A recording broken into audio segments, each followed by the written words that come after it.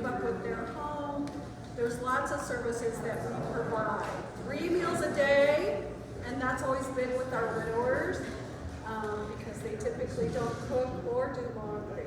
Things have kind of changed with the generation, but my parents' age, my dad didn't really do that kind of stuff. So, but I thank you all for coming, to taking time out of your busy schedule. I know everyone is so busy these days, but Mayor Daniels is going to share all kinds of wonderful stories with us, maybe even joke around a little bit. So thank you for coming, and I present to you Mayor Daniels.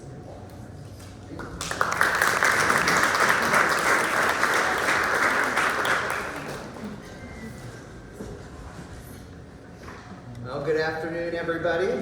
Glad to have you all here. We are, I think, starting to max out the kitchen area capacity, so I really appreciate everyone turning out. We are really excited to, again, give State of the City address, as always, but here for the second year here at Autumn Trace. We appreciate all of their efforts. So let's give a hand to the chefs and everybody.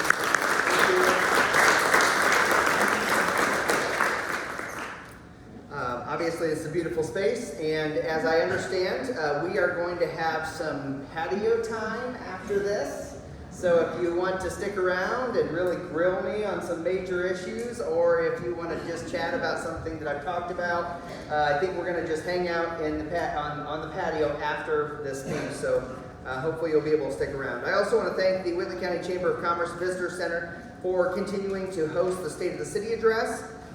I also want to recognize members of our team, or Team CC as I like to call it. So if you're a city council member, department head, or any other city staff member, if you will stand and be recognized, please. Thank you.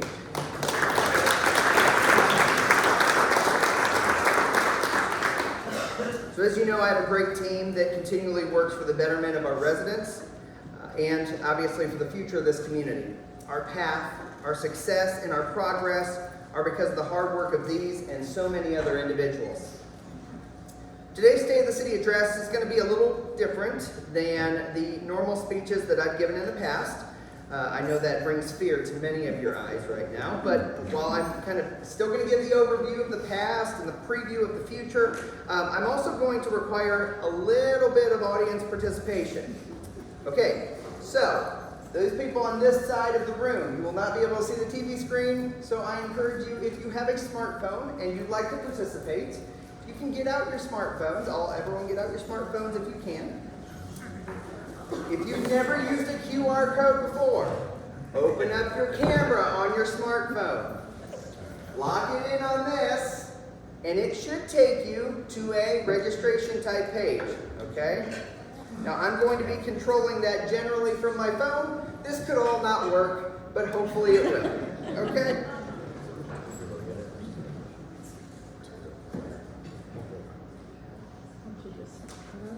And if you need IT help, Terry says no, he can't help you. I'm sorry. So we're going to begin with a few questions. And I'm sorry if you just can't see it. By the way, this is kind of the page I think that should show up next, which is what best describes your occupation. So I'd like to see what best describes your occupation. If you could put that in, I'm going to, like I said, it's going to be a lot of back and forth here, so give me a little bit of a reprieve. When we have different things going on, there we go. So we can start to see. That's at least some of our makeup today. I imagine some of our retirees probably don't have a smartphone, and that's okay. We're glad you're here too. So there's the first one, okay? Oh, we do have a retiree here. Very good. Also, if you know me, you know that I'm kind of cheap. And so I went with the free polling site instead of the paid polling site, which is why you see all the other stuff on the screen. So, okay, so we have a decent mix here. I'm going to go ahead and close that poll. We're going to open up a new poll. And that poll is,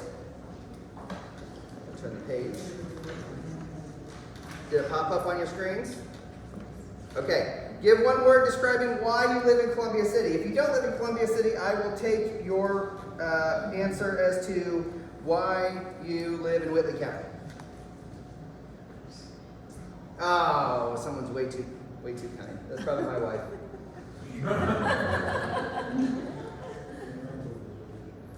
So there's, okay, very good. You ever seen the word thing together where they put words together? Kind of fun.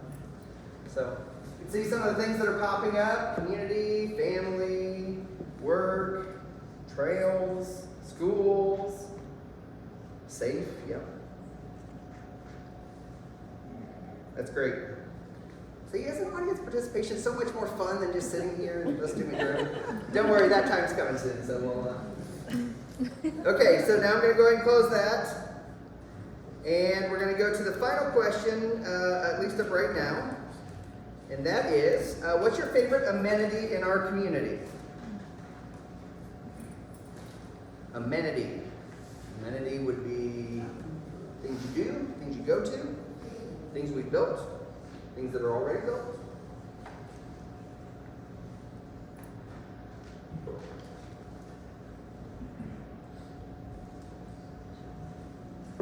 Okay, parks, aquatics, marshes, food, lakes. It's a big part of our identity, right? Especially in the northern part. So, aquatic facility. Very cool.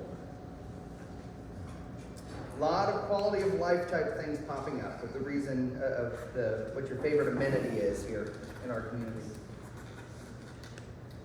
Okay. So I'm going to go ahead and close it. Thank you for your participation in that.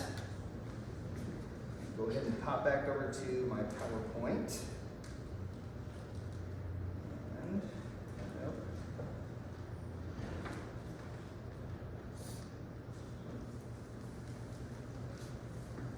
And that is not my PowerPoint. There we go. Okay. So, 2022 was a year full of grant awards and numerous projects. The city was awarded multiple grants totaling over $3 million. The first award was $600,000 for Phase 1A of Eagle Park. Then we were notified that the city would receive $1.8 million toward the extension of our Blue River Trail from South Line Street to the new Columbia City High School campus. And finally, we were awarded over $600,000 for street paving to occur this year. Now, in 2022, overall, though, these three projects gave us our highest grant total in many years. Keep in mind that these grants are dollars that residents have already paid to state and federal programs through their taxes, and that we're working to try to bring those dollars back for our community to build those things that are beneficial to our constituents. So regarding our major quality of life project, Eagle Park, that is obviously the site of the former Columbia City High School. As you may remember, this generational project will completely transform that property into a park that has a little something for everyone. From athletic fields and an amphitheater to nature trails and Blue River access, this site will be a gathering space for generations to come. Now, as for an update on Phase 1A of Eagle Park, the project has been designed, it's been also bid out, and the project will obviously install a new skate park, new pickleball courts, trellisless family swings, resurfacing the parking lot, things like that. Now, as almost all projects occurring across our country right now, the bids for Eagle Park came in significantly above the engineer's estimate. So we are actively working right now to determine ways to get the project within our budget, while still preserving the installation of significant and important amenities that are very popular. Now, please know, however, that if we're not able to get that price to a reasonable level, this project could be delayed. I'm certainly concerned that this trend will continue into the future as we're seeing kind of the higher prices, as you all are as well, across the board on everything from water pipes and electrical transformers to concrete and every other kind of day items. Yet, we have a duty to continue our projects and our progress for current and future residents, and we'll keep moving forward, balancing costs and certainly rewards. So the Blue River Trail extension that will connect the Blue River Trail segments at Main and Vine Street together, that's kind of that top part, We'll connect the full trail over to the new Columbia City High School campus is in final design as we speak. The project should be going out for bid this summer with construction expected to last until the end of next year. We're excited to get this project started to create a safe way for students and other residents to get to and from campus on bike or on foot. Okay, here's our next question. Here's our next poll question. So get your phones back out. And let's see if I can go. I'm messing it up here. Give me one moment, friends. Okay. Next question, once I open it up here, is going to be how regularly do you use the Blue River Trail? Now, give me one moment here.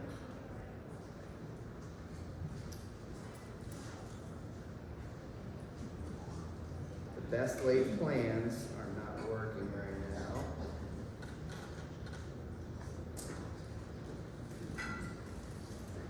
So, I apologize, give me 2 seconds. Decided to reset itself.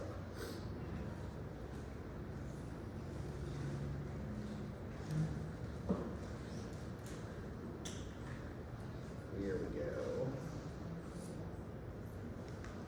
Okay.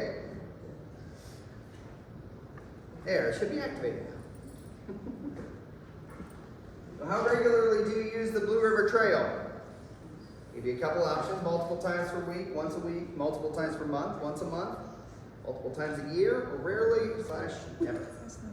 Did it pop up? It's a different question. Oh, that's a different question. Okay. Okay, here you go. I'm sorry. How about now? Thank you. That's what we call short, stubby fingers right there.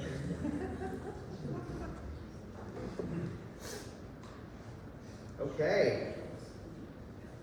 It's good. Multiple times a year is the winner there. Have some dedicated people multiple times a month. Some rarely or never. You're missing out on one of our best amenities, I think. Thank you for your input on that. Okay, go ahead and close that.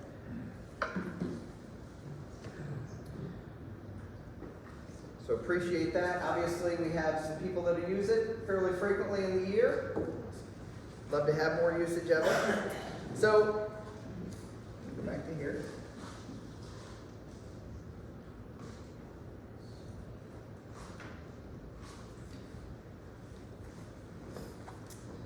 Okay, so finally, we're again going to be taking advantage of the fantastic Community Crossings Matching Grant Program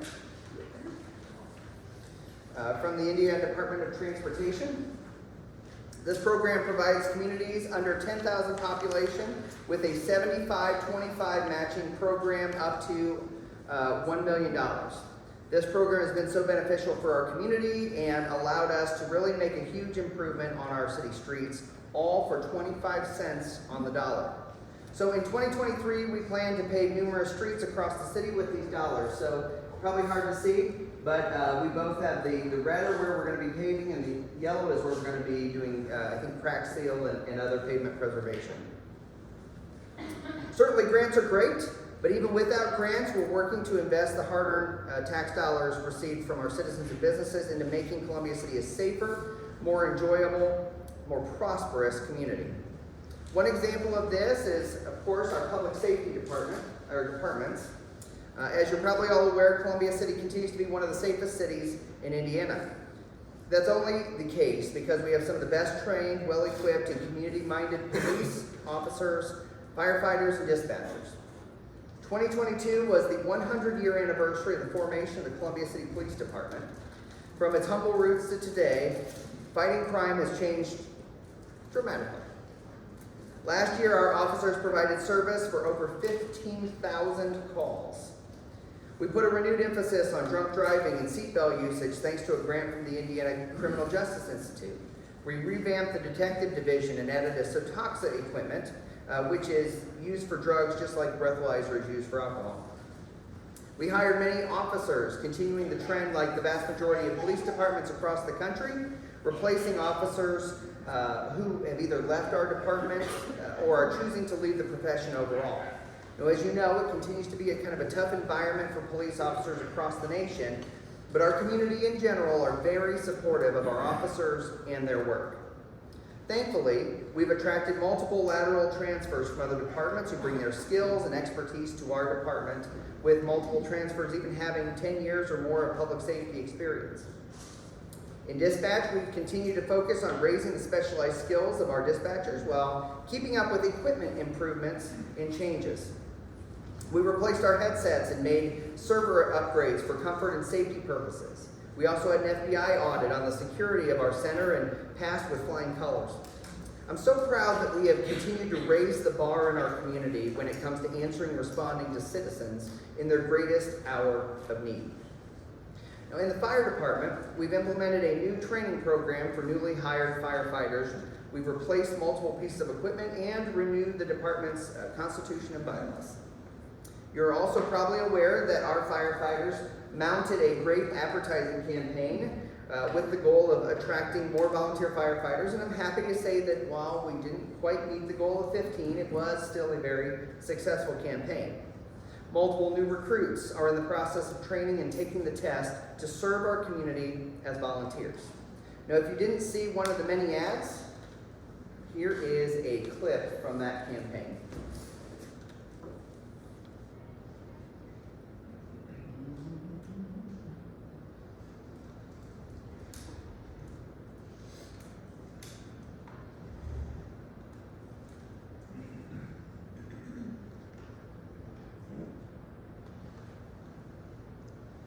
Wants to talk to me up here.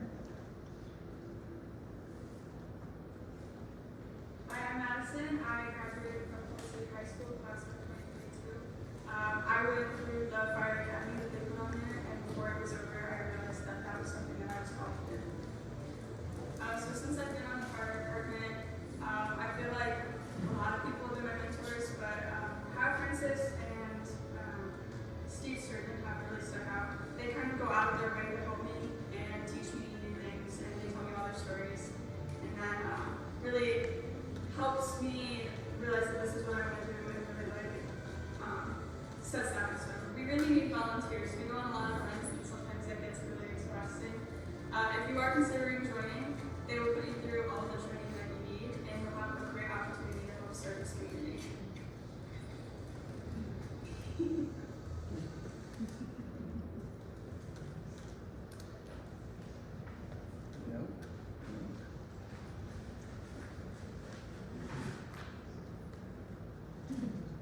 I know, I'm trying to incorporate too much in this. Yeah, where's my tech guy? Nationally, sorry, I gotta pick on Terry. Nationally, there's a shortage of both firefighters and police officers. And if any of you obviously have an interest in being a part of that, or if you're watching this later and you want to be a part of serving your neighbors, obviously contact our police or our fire chief, and they'll get you connected where you need to. So on the quality of life front, we've had multiple projects occur in 2022. We added free public Wi-Fi to our downtown area, Mortius Park, and the Russell and Evelyn Paul Aquatic Center. This is not only a way to attract more people to our parks and certainly downtown, but also a critical need for those who struggle to access the internet at home. A new Veterans Monument was added to Patriotic Park, welcoming residents to add their loved ones' names to bricks in honor or memory of someone who served. We also started a new Columbia City Arts Commission as a way to elevate and expand the arts in our community. They will be partnering with Columbia City Connect to do an art crawl this year, as well as participate in our Summer in the City program, which we'll talk more in detail later about. Infrastructure continues to be a focal point in 2022 with phase 1 of the Westgate, construction of Westgate subdivision. Should start flying. Yeah, there we go. Okay. The project brought new streets, sidewalks, curbs, and stormwater infrastructure to residents in this area. The project's total cost was $1.1 million, but again, thanks to an NDOT Community Crossings grant the previous year, our cost was a mere 25% of that. We continue to plan for phase 2 and phase 3 of Westgate, which is projected to occur in 2024 and 2025, respectively. You can see a lot of the infrastructure there.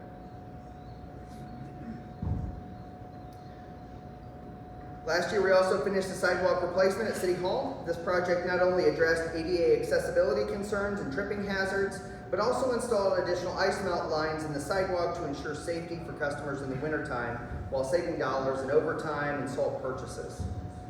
A few other stats for you, by the way, from the City Street Department. We picked up 220 tons of limb debris, 2,000 yards of leaves, and the street sweeper also picked up 229,000 pounds of material from our city streets. Just some fun facts. Our water department updated multiple wells last year, installed numerous stormwater lines, and began a study to bring city water to Northern Heights Elementary School at the request of WCCS. Now, this project is still being engineered, but the end goal will be to provide clean, safe, reliable drinking water to the students while eliminating the old wells. On the electric side, many projects occurred, including the Main Street lighting improvements, burying lines underground for reliability, and creating an outage mapping system that will help decrease our response times. The department is also continuing work on a years-long project to upgrade our transmission system to 69 kV as a response to the AEP, or American Electric Power Line, upgrades happening throughout Northeast Indiana. After many equipment delays, the North Substation entry project is almost complete. This is only one part of the comprehensive upgrading of our system. Now, in our wastewater department, we completed the engineering of a project that will move and improve a force main that runs from the Jefferson Street lift station to the Main Street lift station. The current line, which has experienced numerous breaks, runs underneath the Mary River Playground currently. Obviously, that location is not real easy to access, if you will, for repairs. And so we anticipate construction of the sewer line to occur later this year. Obviously, will not be going under Mary River any longer. We also completed the redesign and reconstruction of a combined sewer overflow number 19. The pipe that you can kind of see, I think, over there, it was badly damaged due to a high river current, and so quick and effective improvements had to be necessary. So obviously we worked on that with these two pictures here. We also continue to experience the benefits of our long-term control plan project that was completed in 2021. Okay, now is for the CSO question. And that question is, what percentage of CSO discharge was eliminated by the long-term control plan? Was it 57%, 82%, 97%, or 100%? What do you think?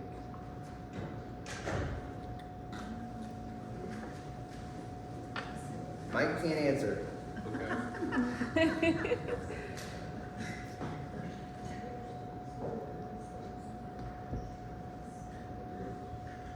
Okay, everyone got their answers locked in?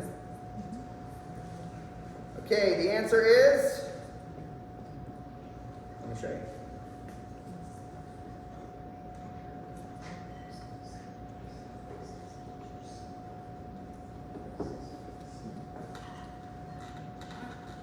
The answer is 97%. 97% of our combined sewer discharge was eliminated with our long-term control plan. Our 6-year average prior to the project was roughly 10 million gallons of combined sewer and stormwater that would flow into the streams and rivers, usually during heavy rain events. In 2022, only 3% of that actually was discharged, and again, it was in those major rain events when our system is overran with stormwater. The rest of this combined sewer stormwater was ran through the water pollution control facility and treated. Obviously, that's fantastic news for our environment, but also for those people that are living downstream from us. By the way, there are people downstream from us that take their water, they drink water from the river, so just keep that in mind. A few other miscellaneous items to cover for 2022 before we move on to 2023. First, we continue the downward trajectory of city property tax rates with a decrease of 9 cents and an upward growth of development. As mentioned before, the city of Columbia City is in the bottom 25% of tax rates for cities in the state of Indiana, meaning we are in the 25% lowest city tax rates in the state of Indiana. that does not include, of course, county and school and library and other tax rates that are on the bill. Now, I'm going to give you, if you'll excuse me, I'm going to give you a quick little lesson on property taxes. I know you're all super excited about this. But I think it's important to kind of understand how all these pieces work together. So, all of the entities really combine to determine the overall tax rate, not just the city, the overall tax rate for the individual. Further, it should be noted that, however, that while the tax rates are declining, assessments, as you are very well aware if you own property in Whitley County, are rising, and actually across the state of Indiana. There are multiple reasons for this, many of which can be better defined by the county assessor that I can't go as far into, but I will tell you the main reason, and this is really what matters, has to do with the mandate by the state that assessments are based on market value. Mike showed this is for you, buddy. As the housing market has become more tight with less housing supply, the value of homes have risen dramatically over the last few years. We all know that. Supply and demand. As an example of this, the median single-family dwelling construction cost in Whitley County, this is Whitley County specific, the median construction cost for a single-family dwelling in 2016 was $170,000. Okay, $170,000. Today, actually in 2022, it's probably higher today. At the end of 2022, the average median home building cost was $320,000 to build a home. Okay, so give you a little perspective of what things have done since 2016, especially the market. So these cost increases have been passed on to new home buyers, which impacts the market value of all these homes, and thus creating a higher assessed valuation and raising the tax amount due. Again, I want to reiterate that the city's tax rate has gone down the last 6 years, but assessments have continued to go up. The tax rate is determined by taking the cost of government, in this case the city, and dividing that cost by the total amount of assessed valuation minus deductions. Anybody follow that? Hopefully you did. If not, I can help you when we're on the patio later. So as mentioned though, the more we grow, the less that burden, if you will, for each of the individual property owners, it's passed on. It's spread out. So over the past 6 years, the city's assessed valuation itself, the total amount of value of our property within the city limits, has increased by $183.7 million. Okay? That's 70% increase in the assessed valuation within the city limits, right? A lot of that's new development, a lot of it is new businesses, but there is also value growth that's a part of that. This is the main reason why our property tax rate is decreased by 22% or 21 cents per $100 of assessed valuation. So if you just blacked out through all that part, here's the most important part to me, okay? We are going to continue to push our tax rate down through growth and responsible spending. Okay, that's the important part, while providing a good return on investment of those tax dollars for our constituents. Okay, lesson complete. I hope I didn't lose you. On the development side, we had over $28 million in estimated construction value, with a third of that number being new home construction and another third being commercial and industrial construction. Our building permit numbers in 2022 averaged somewhere just like the same as the last 6 years, with around 200 new permits filed and an additional 150 or so improvement permits that were filed. Second, another project we've been working on, we partnered with CGI to replace the welcome banners on State Road 205, which you're up there. That banner design was created by Alina Hauser, who is a CCHS student and was at no cost to the city. The banners were sponsored by many local businesses, and we plan to roll out the same kind of banner program for State Road 9 on our new street lamp poles.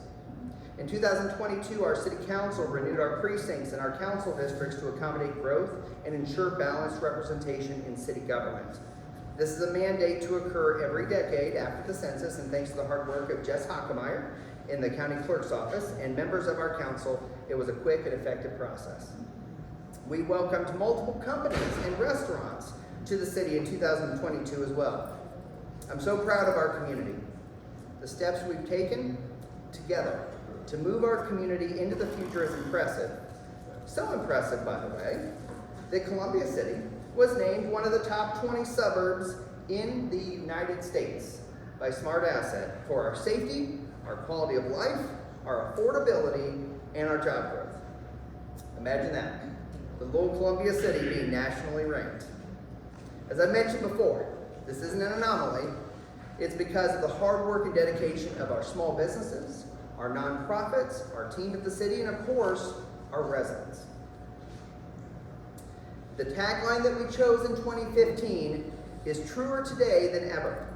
We are truly building a future together, and people across the country are noticing. But this isn't a time to be resting or sitting back. You guys know me well enough to know we don't do that. This is a time to be bold and courageous. It's a time to double down on our success and attractiveness for current and future generations of residents, and that's exactly what we plan to do. So as I mentioned before, for quite some time now, we need to have a long-term sustainable source of revenue for building out Eagle Park. When looking at options that take advantage of our location, it's not mandated on residents, and doesn't penalize employment, the food and beverage tax checked all three of those boxes. Now I understand people don't like to talk about taxes, but I think when it comes to consumption taxes, that's probably a better route than many other choices. So this 1 cent per dollar fee is put on all prepared food and beverages sold within the city limits. That means that if you go and you get a value meal at a fast food restaurant, or you sit down at a downtown eatery for a steak, this additional fee will be put onto the bill. It will not, however, be added to groceries that you may purchase. Fort Wayne and Shipshewana and many other cities and towns across the state of Indiana have already instituted this tax as a mechanism to fund quality of life projects. Further, there's an included 20-year sunset provision that mandates this tax go away after 20 years. Now, the food and beverage tax has the support of many of our local restaurateurs, the Whitley County Chamber of Commerce and Visitors Center, and Columbia City Connect. It takes advantage of our location on US 30, as many visitors will help pay for Eagle Park. Further, it is reciprocal, right? So the more amenities that we build with the dollars, the more people that will attract. The more people we attract, the more people will eat here, and then the more income we can invest into our park. I'm thankful that the Indiana General Assembly this year supported this effort, and look forward to the Common Council taking that matter up here in the near future. So connecting people together is a hallmark of our community. It's what keeps us tight-knit and unified and hospitable. This summer, thanks to the work of my executive assistant, Ashley Buckles, we will be rolling out a Summer in the City program that provides an activity each weekend for families to enjoy throughout the summer months. With First Fridays and Third Thursdays and Old Settlers Days and the Jade Car Show and Farmers Market and so many other events that I probably could go on and on about. We have so many other events occurring in the city throughout the summer months, but this is yet another opportunity for residents to get out and enjoy all that our city has to offer. From family bingo night and film and float to the Munch and Mingle and public safety fair, residents of all ages will have plenty to do this summer while enjoying the company of their neighbors. So speaking of neighbors, we are also going to be working on a neighborhood captains program to continue the hospitality that we all know and love. So the idea behind the concept is that a family or two in each neighborhood, which is loosely defined, will be kind of captains who will welcome new residents to the neighborhood, and they work to kind of keep everyone informed of what's happening either in the city or in their kind of micro community. When new residents move into town, we need a friendly and welcoming face to be the welcome mat for our growing community. So we're going to keep working on that this year, more information to come. We also continue working with the City Plan Commission and the County Plan Commission on the expansion of our ETJ, or the extraterritorial jurisdiction. ETJ, by the way, is not annexation, but rather more planning territory. It allows the city to plan for future infrastructure and housing growth that may occur outside our city limits. As you may know, it's been over 50 years since this territory was expanded. Further, our city limits have hit our territorial limits in two different sides, mainly because it's been 50-some years. I'm hopeful that the city and county can continue working together in a positive way to help our residents prepare for whatever the future may hold. One other partnership project between the city and the county is the construction of a sewer line on 100 South. The project is important for future development in the county redevelopment's TIF district, or Tax Increment Finance District, and it's important for the city to expand our customer base and provide a connected access point for sewer along this stretch of road. Now, this isn't the first time, nor will it be the last time, that we will work together to tackle tough economic development projects for the growth of jobs and wages here in Whitley County. One major issue that no one likes to tackle, but we have to keep talking about it, is city utility rates. The city has a history of waiting until we're in dire straits and then tremendously increasing rates in one fell swoop. After our electric rate adjustment a few years ago, the council and I determined that it made more sense for us to do a yearly rate review and then systematically address what needs to be addressed in small chunks. The city, by the way, is mandated by law to maintain decent cash reserves and to ensure that no utility is operating in the negative. Make no mistake, okay? This topic is never an easy one to discuss. But by reviewing the utilities yearly and determining minor changes every year, the city is actually being more sensitive to the financial concerns of residents, while also ensuring that no surprise 25% increase is going to occur. So obviously, we've had a dramatic uptick in supply cost, right? I talked about it earlier, I'll continue to talk about it here. You can see these numbers. To give you some perspective, here are a few examples of what our city departments are experiencing. Concrete cost 8% up, soil cost 10%, asphalt 11%, wastewater pumps 23%, chlorine cost 80% increase, meter base is 133% increase, and transformers 200% plus increase, okay? Those are the things that our utilities are managing on a daily basis. And on top of that, by the way, is also the lead times for a lot of these pieces and parts that we need. We're continually working to find areas to conserve and stretch each dollar in order to keep an increase at a minimal level to our customers. But at the end of the day, these cost increases continue to eat, the cost increase of the materials, continue to eat into any kind of potential cash reserve or certainly the bottom line of the departments. So let's go to something a little more fun, okay? A test kitchen. We're actively working with Whitley County Consolidated Schools and Ivy Tech to create a new test kitchen for our aspiring culinary entrepreneurs. The concept would utilize space within the Marshall Community Center and provide opportunities for chefs and restaurateurs and food manufacturers to hone their craft in a commercial kitchen, while certainly utilizing the wraparound services of business plan development and customer analytics. For many years, we've discussed the need to continue growing our culinary environment. This test kitchen provides a space for the growth to occur locally. Now, don't misunderstand me. We have a great group of restaurants in our community as it is. However, if we want to continue being an attractive place for current and future generations, we have to broaden our palate. Get that in our palate. And encourage growth in these sectors, okay? So, get out your devices. We're going to do another question. You ready? So here's the question: what type of new restaurants would you support in our community?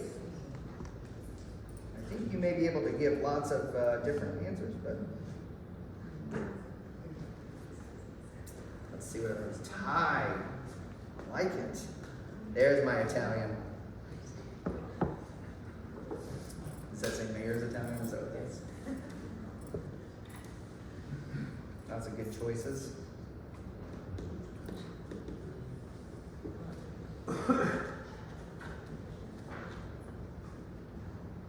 Gluten-free, I like it. Welcome to Moe's. That's great. I really think that there is an opportunity for these types of restaurants to come to this community. Again, I think I'm going to go off script for 2 seconds. I think we have a unique opportunity because of how much traffic we have through this community, that I think we've shown that we can support those kind of bigger city restaurants, if you will, or at least the bigger city amenities that many don't think we can, but I think we've shown that we can. So thank you for your input on that.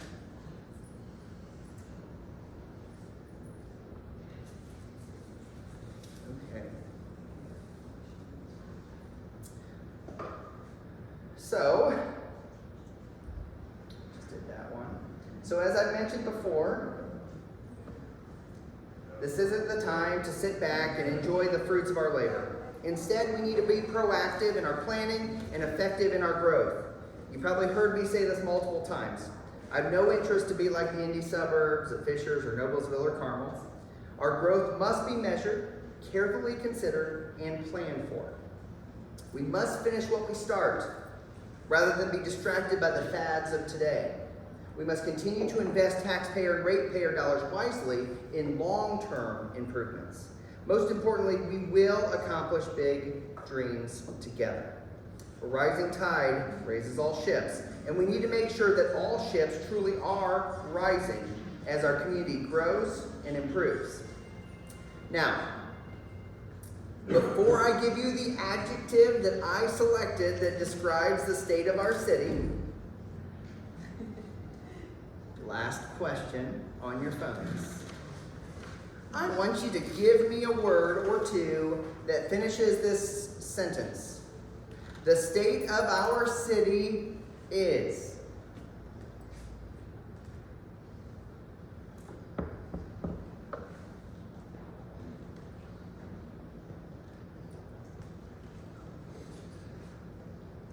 The state of our city is.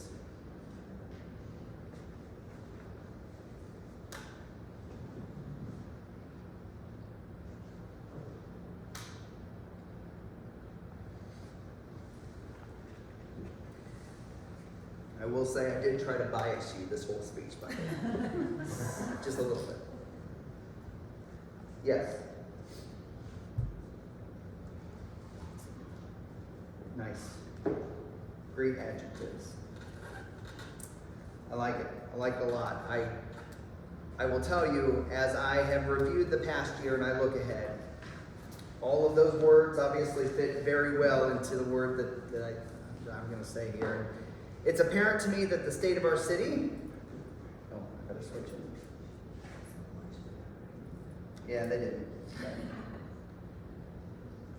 Okay, you ready? State of our city is. Maybe. Possibly. Maybe. State of our city is vibrant. Vibrant. Vibrant is defined by Merriam-Webster's dictionary as pulsating with life, vigor, or activity. From economic and residential growth to community projects and expanding events, our community truly is active with life and vigor and activity. The more we double down on ourselves, the more vibrant we will become. This city, these people, this mission gets me really ready and excited for the future. And I hope it does the same for you. Thank you. And God bless.